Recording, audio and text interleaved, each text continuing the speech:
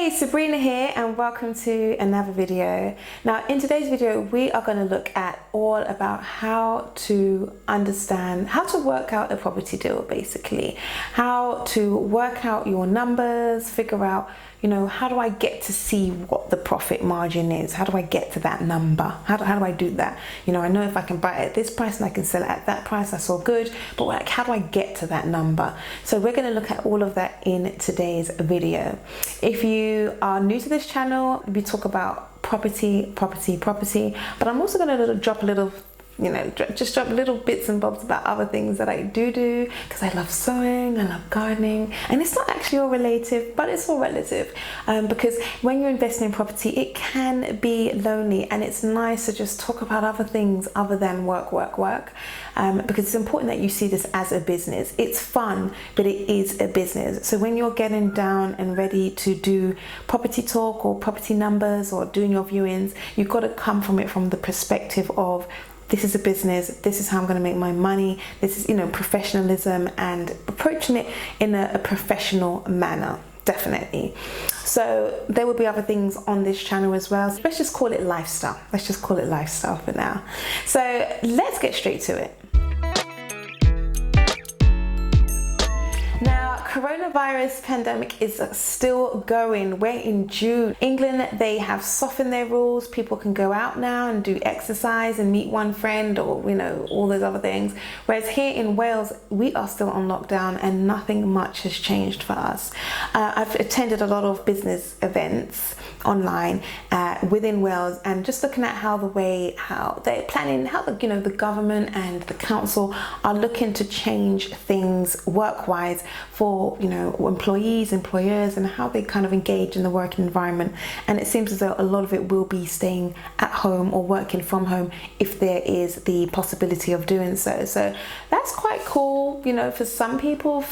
I do worry about socializing. Sorry, people socializing, because like I said, I work full-time in property, I work from home, and you literally don't meet people unless you're doing a viewing or unless you're networking. You're not really meeting that much people, so it can definitely be lonely. And I'm going to do a video on that, all about property, what it entails, whether to do it part-time, full-time, and what to consider if those are the options that you are considering. Maybe you're in a full-time employer and want to kind of get your hands into property, so you can start building up your residual income and not necessarily having to work man hours to get an income. And property will do that for you, and I think I'll touch base on the video on that, so stay tuned for that. So anyway, let's go straight to this video. You found a property deal and you want to know, how do I work out the numbers on this? How do I know whether this is a deal or not? So let's just say the house is on with the auction, because the auction is quite nice and easy. You would look online for a property that is within your criteria. So for today we're going to just talk about a normal 3-bedroom house that you could find here in Swansea quite easily for £100,000, right? Let's keep the number really simple. Now the house is on the auction for £100,000, and what you want to do is see the end value of that property. So if you had purchased that property and done it up, you would want to know what the end value of that property would be worth. So let's say that, for example, it's worth £150,000. Let's just say it's worth £150,000. So you've gone and done your research, and you've realized that once you've done all your research, gone online, spoken to agents, and done all your bits and bobs, you've come up to this end valuation of £150,000. Great. Now you want to find out the purchase costs for this house. So that would include surveying costs, stamp duty, insurance, because as soon as you buy the house you've got to get insurance. If you're going to use a mortgage or any kind of broker fees, you'd want to know your broker fees, your lender's fees, and that's pretty much it for now in that first instance. I might be missing a few bits, but that's it for now. So you want to find out those purchase costs. You would put that down, right? You write down your purchase cost. So say for this example it's £5,000, right? £5,000 for yours. Then you want to get an idea of what your renovation costs will be. So to make this easy for us, we're going to keep that at £20,000, because that would be nice and easy, and I can do this because I'm doing this all at the top of my head. I'm not writing this down anywhere. I literally thought it's a nice sunny day and I'm going to sit down and do a video and talk to people about how to get to that number that you offer, because people don't really know that. And I thought if you're a beginner, it'd be great for you to understand how this works.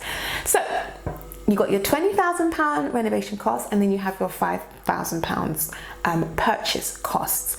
This house, now there's two different things. When you're buying a house, you want to have an idea of what you want to do with the house, right? So if you're going to buy it and sell it, then there will be a set of costs that you would incur that you may not necessarily incur if you were to buy and hold it.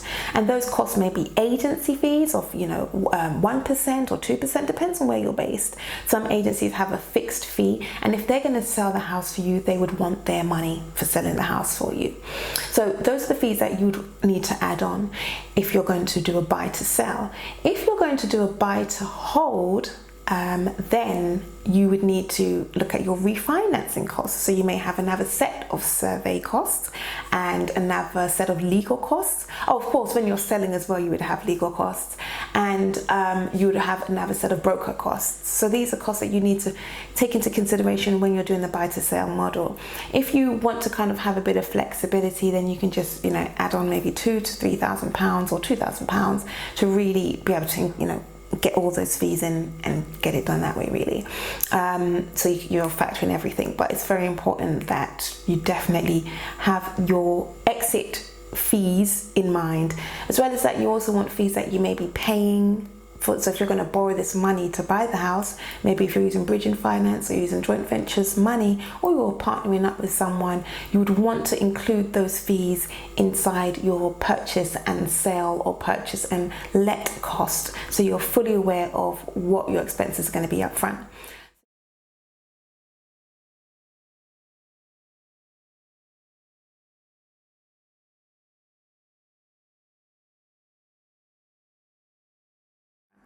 So now you have your purchase costs and your refinance costs or sale costs, and we're just going to call it exit costs for now. So now you have your purchase and exit costs, and you have your renovation costs. You're also going to work out what your profit margin is going to be.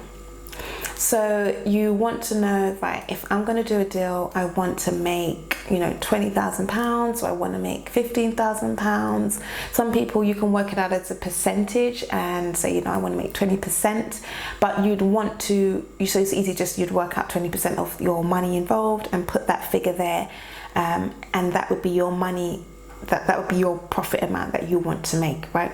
So it's all going to make sense in a minute. Just write that number down right there and just keep that number aside. So far you should have your purchase and exit costs, your renovation costs, and now you would have your profit cost, right? Your cost of, not your cost, but you'd have your profit amount there alongside. So you'd have a total of 3 different sets of numbers. So now you've done all of that, you're going to go back to your end value amount, and you're going to look at what that is, and that was 150 for this example.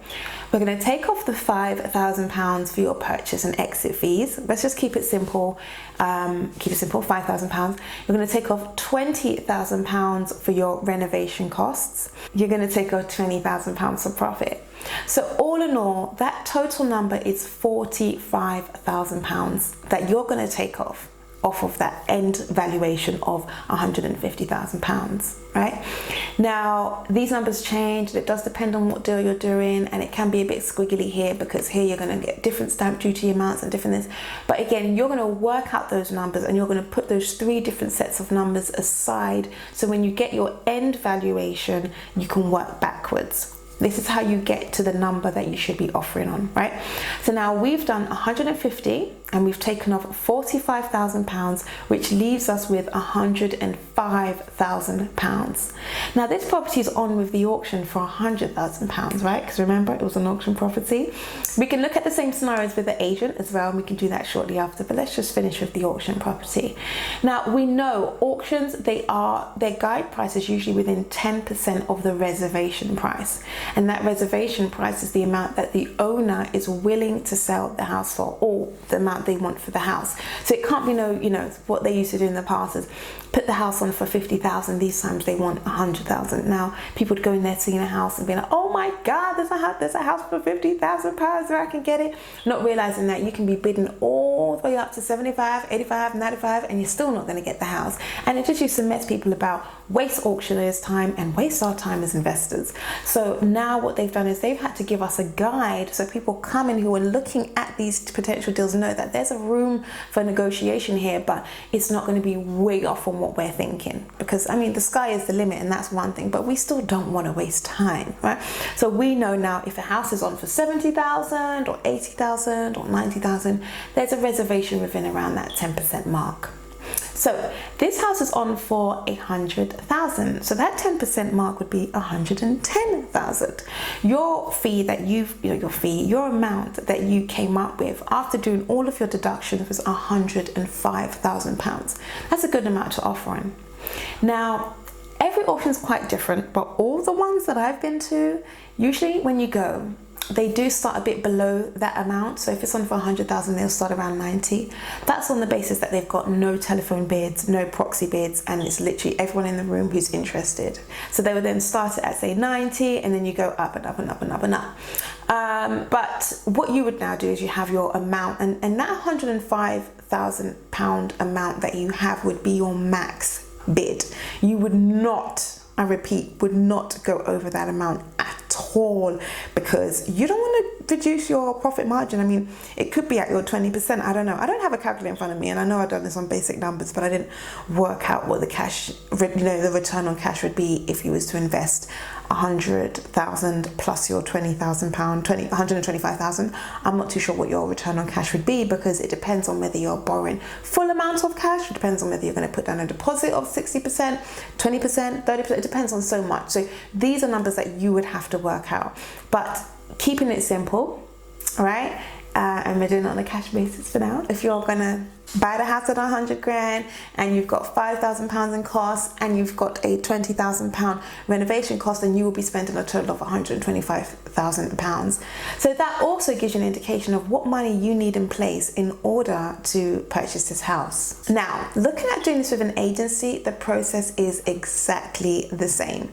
You would still work out your numbers the exact same way. So you'd get your end valuation of 150, you would take off all your costs, your purchase costs, your exit costs, and your profit margin and your renovation fees. You'll take all of that off at the beginning, and then you would offer on that amount. So once you've taken those all off, say for example that the amount was 105 that we came up to, which it is, there doesn't need to be an example. The amount we've left with is £105,000. What you'd want to do is take off a bit of money as a cushion, right? So you would never get to your minimum amount, so you'd never get to your maximum amount and then offer there, because everyone knows that negotiation is the key in property. You just don't offer what your final amount is up front. They'll always think, oh, she's joking, let's see if we can push her just a little bit more, right? So you would go in at say 90. Go in at 90, right? If the house is on for 100,000, you can go in at 90. Some people would go in at 80, knowing that their maximum amount is 105.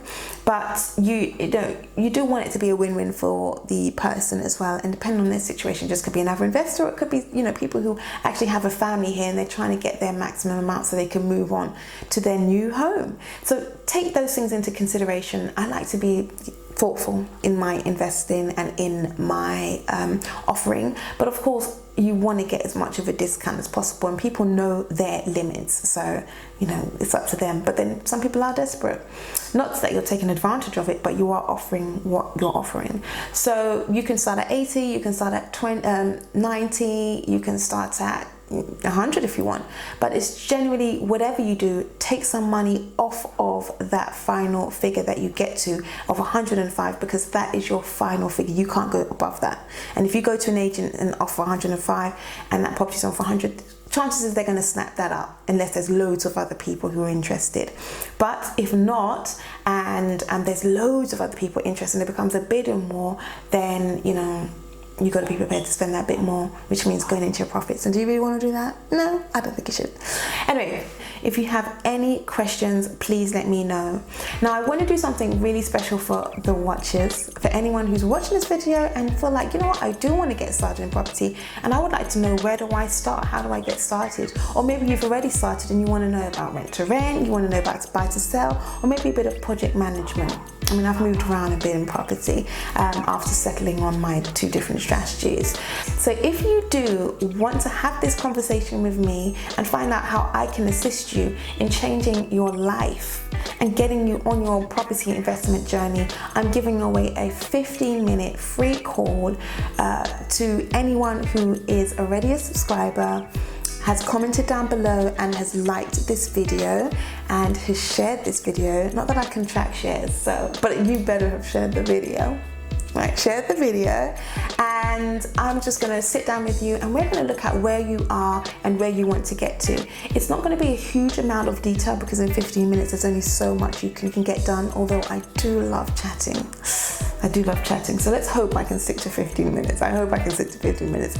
But we are literally going to look at how I can assist you on your journey, and that's the key thing, is getting started. We're during a coronavirus pandemic and people are at home, and you know, this is the time to plan. Look at what your investment strategy is, put a plan in place and get the ball rolling. I hope you find this video interesting. Be sure to like, subscribe and hit that notification bell. I'll see you in another video. Bye.